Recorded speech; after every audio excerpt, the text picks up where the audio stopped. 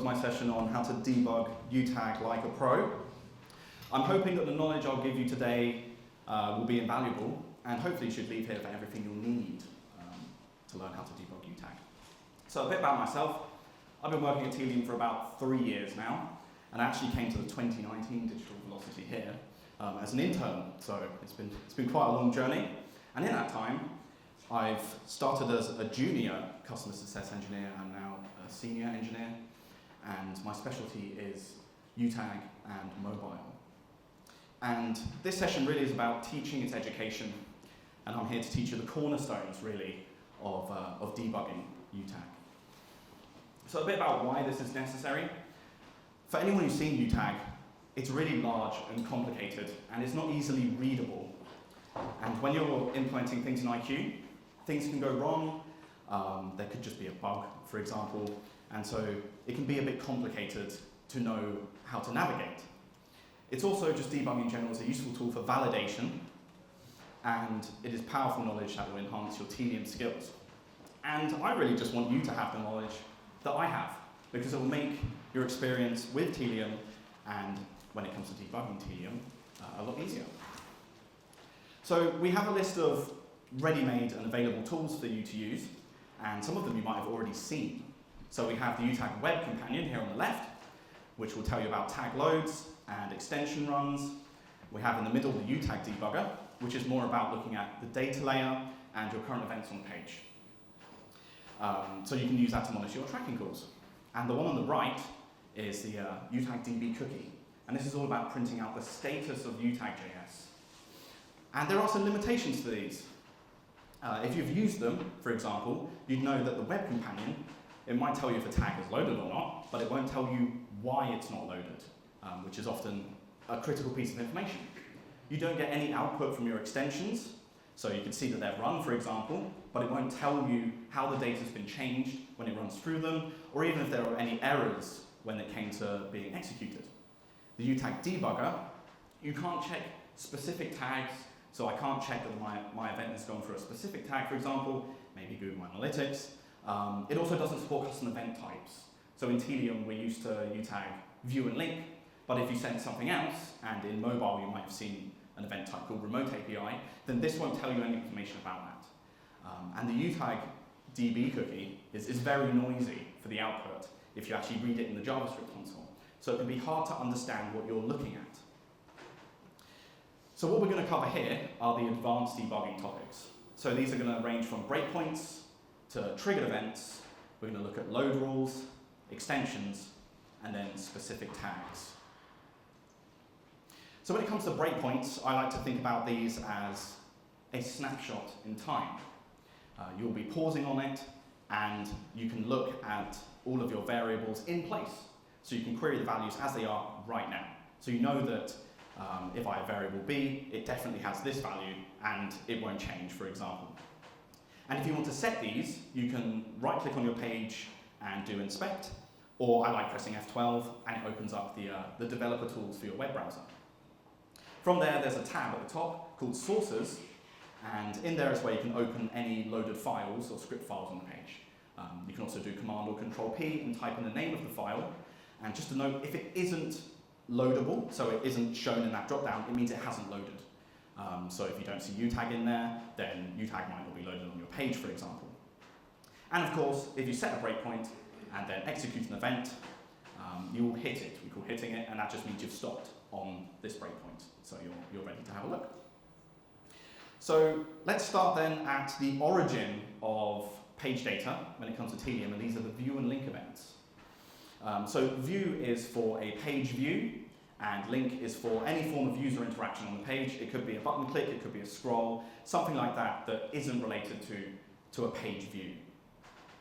They have 3 arguments. So the Utag view and link functions have 3 arguments. The first one is mandatory, and that is your event data. And then you have 2 optional ones. You have a callback function that can be run after the event has been sent, or you have an array of tag UIDs, and you can find these in the IQ UI on the right-hand side in the tag section. An important note here is if you do specify these, then you are bypassing the load rules that have been applied to that specific tag. So that can be good For example, if you just want to debug a tag, so I want it to load now and I don't want to care about the load rules, just send an event to it. Just send in, say, a link event with some nonsense data. You can specify the callback function to be null, which means that you don't really care about it, and then the UID array at the end with the tag UID in. Here is an example then quickly in code of what a tracking payload might look like. So we've just specified some bogus data, just let data some value, just a console log to say that the event is finished, and then in this particular example I'm sending that data to tag UID 1. And then on the right-hand side is all the different ways that you can potentially call this function with 3 different arguments. So just the data on a callback, or the data, a callback, and an array of UIDs.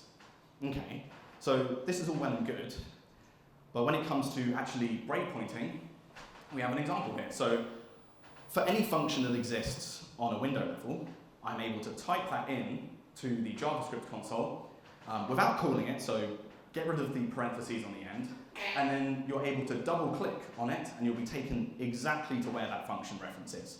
So this is great for getting to, say, the Utag link or Utag view function quickly. So you just type Utag link, double click on it, and great, set a breakpoint inside the body. So you can see in Utag we have link declared there, just above where we've set this breakpoint. Don't set your breakpoint there because it won't be hit, it has to be inside the function. And then from here, you're able to have a look at the payload on the right-hand side. So this event has been triggered. In my case, it's just some data and some values.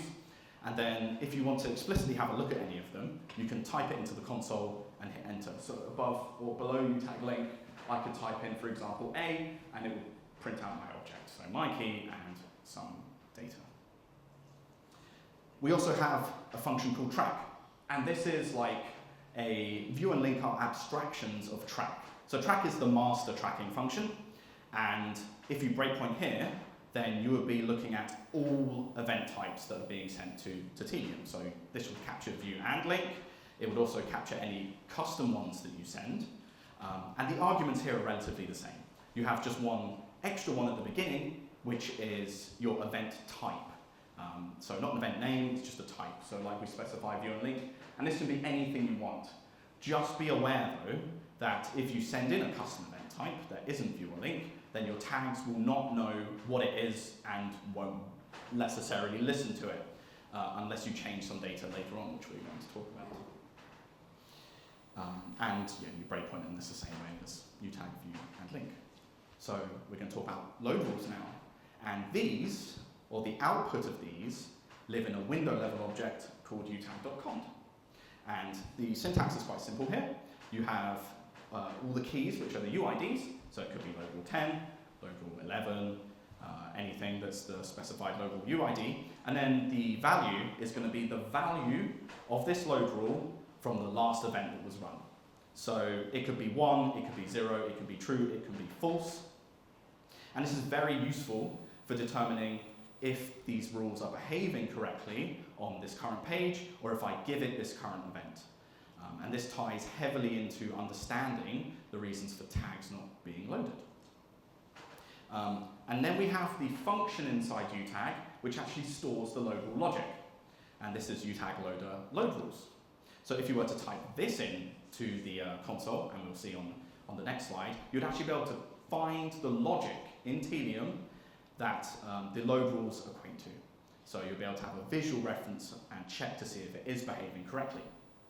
The syntax for this, and you'll see it more clearly, is C, and then we have an array access for the UID, and essentially just a switch statement. And another takeaway in here is that we prefix the lookups for variables with D, but this is actually just B, which is very helpful, and it's just the event object at this point in time. So it's going to be your data being sent, merged with any manipulation you've done with before load rules. And here's an example of me just loading up the Utag loader load rules. And again, we're just typing the function in and navigating to it. And here we're breakpointing on C2, which is a load rule 2, has that UID, and we're just doing a lookup in consent categories for it having the value of analytics. So if I was to then trigger an event on the page, or send one in, I can then check to see, is the data here correct? Does this load rule succeed?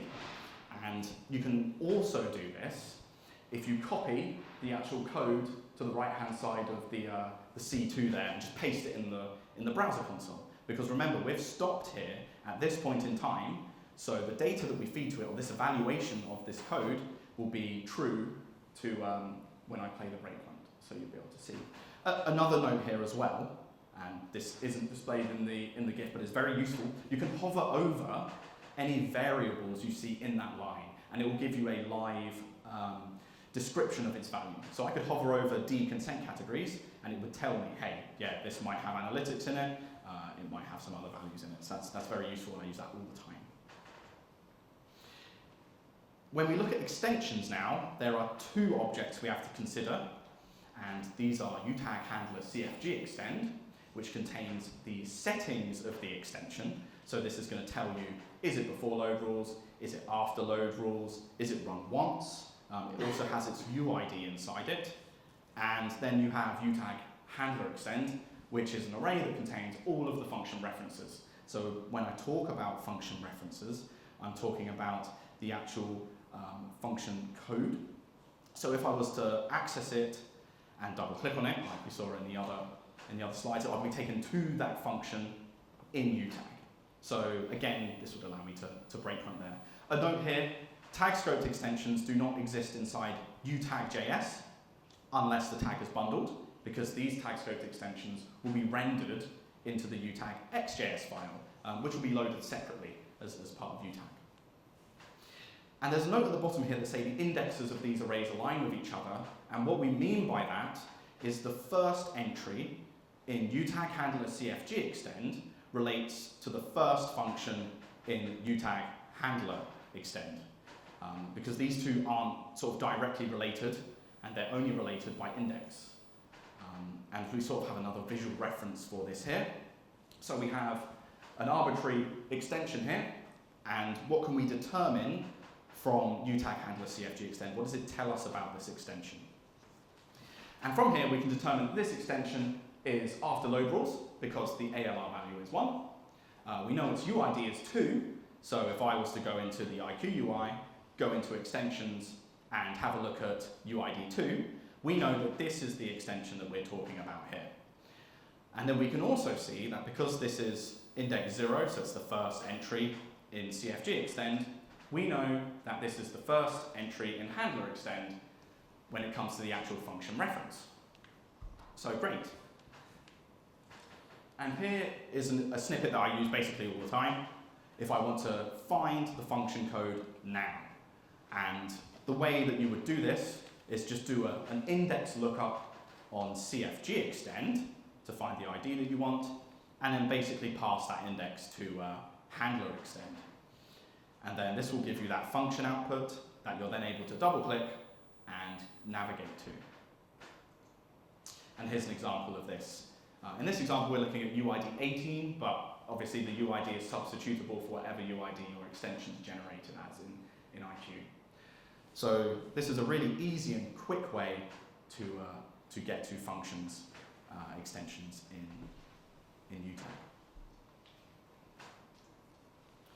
So we're going to talk about tags now, and first of all, it's important to understand how we check tag status. So there is a very important window-level object called Utag loader CFG. And if you were to type this into the console, this will tell you a bunch of information about a loaded tag, or whether perhaps it's not loaded. So the most important key in this object is load. And there are a bunch of different values it can have, and it ranges from 0 to 4. The most important one, and let's say that you have an issue that you're not seeing your tag working on a certain page, just query Utag loader CFG, and you access it as an array. So you would look up the UID, so I do utag.loader.cfg and then a square bracket and then the number, and then I can check the load status. Is this 1? If it's 1, then we know that this event has caused the tag to load, so maybe its load rules are evaluated and it's become true. If it's not 1, and importantly if it's 0, then we know that this tag actually has not loaded. And then we can look at the potential reason why. So you could look, for example, then at Utag cond, which contained the load rules. And you could say, okay, maybe my tag has met this load rule, but I actually have this other load rule on it, and that has become false for this event. And then you can have a look and see that the reason for this tag not loading is that load rule. Just a note here, bundled tags will always have a value of 4, and what we mean by bundled is that you have explicitly told them to be placed inside Utag.js, and so they're not going to be fetched as an external script source. So just another file loaded on the page. So if you want to check the load status of a bundled tag, this object won't help you because it's always 4, so you're going to have a look at utag.const for the output of the load rules. So we're going to talk about tag templates now, because these have their own sort of scope of existence. And we here at Telium refer to it as the U scope. So you might have heard us talk about u.data, u.ev, u.extend. What we mean by this is these are just some data points or some settings that relate to this specific tag.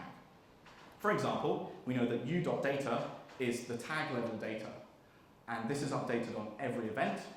So this will always be in line with the data that you send it and then the result of the mappings. And there's going to be some code later that we can see to have a look at this in real time. And then we also have EV, which is, it's like an event filter, but it will tell you what event types, and that's going to be view or link, or it could be some custom ones that you add if you edit the template, that this tag will accept and run on.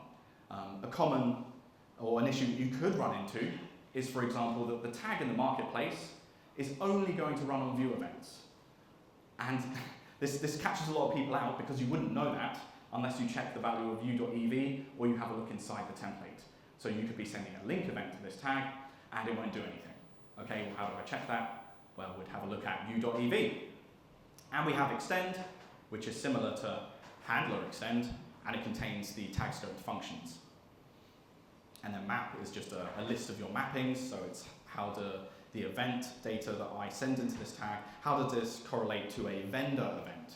So, for example, in Google Analytics, I could have a page view being sent by a view event, and mappings would tell you this. It is basically the data representation of the IQ mapping screen in the tag. And the bottom one there, even though it's last, is actually presumably the most important. It's the send function.